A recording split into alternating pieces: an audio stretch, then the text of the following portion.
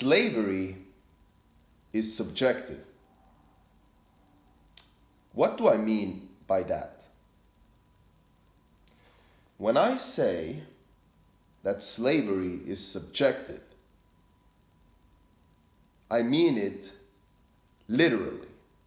It's not just a joke. For example, if we have a Muslim woman, let's pretend we have a Muslim woman who believes in Allah, and she is seeking a man that can discipline her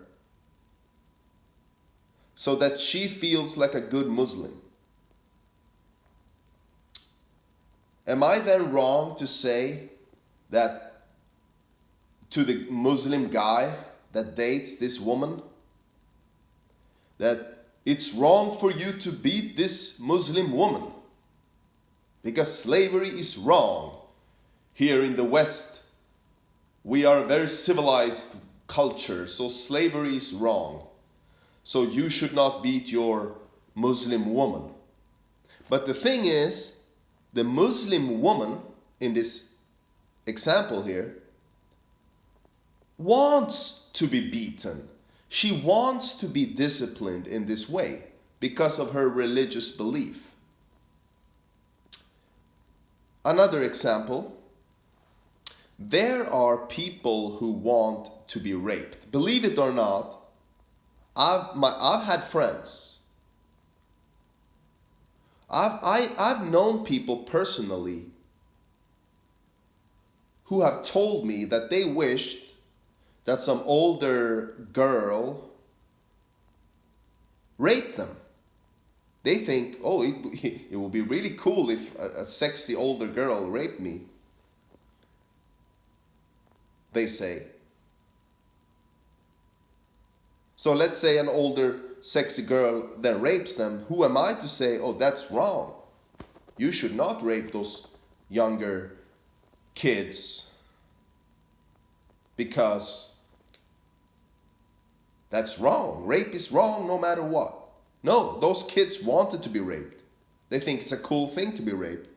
That's a great way, they want, that's dominance. They want to be dominated and raped. That's their sexual fetish. I could go on and on. The point of this video is, we cannot say that taking away someone's freedom is always wrong. No, that's not the case. Because there are actually people who want their freedoms to be taken away from them. So who are we to say that slavery is wrong when slavery is completely subjective thing? Slavery does not exist. It's a subjective thing altogether. Freedom and slavery are subjective. It depends on each person, what each person wants for their life. Even fucking slavery,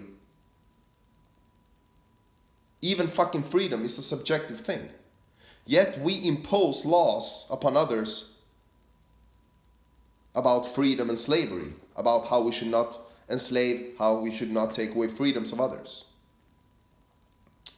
So slavery can only be slavery if the person being enslaved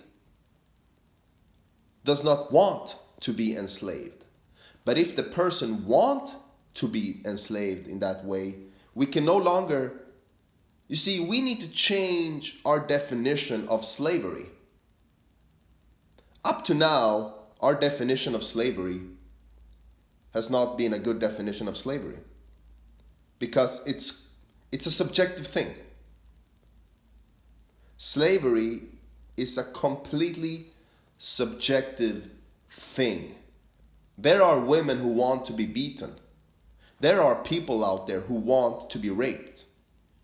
and molested even.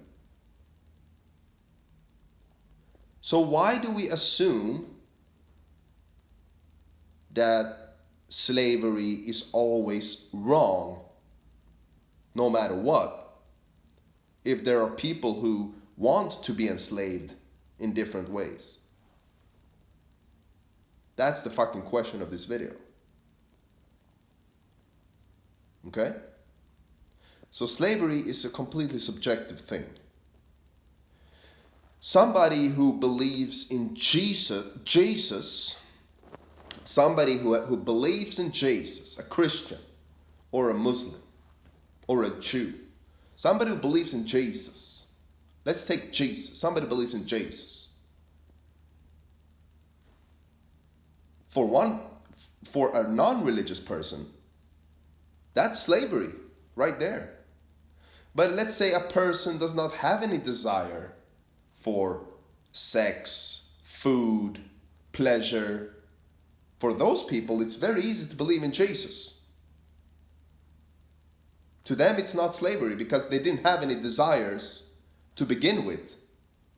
They didn't actually sacrifice anything to fucking begin with by becoming a Christian, because they didn't have any desire for sex or food or these things. So they don't have to sacrifice anything to be a Christian. So that cannot be slavery to them. But to you, being a Christian is slavery because you have sexual desires. You don't want to give up those. You have desire for good food. You don't want to give up those.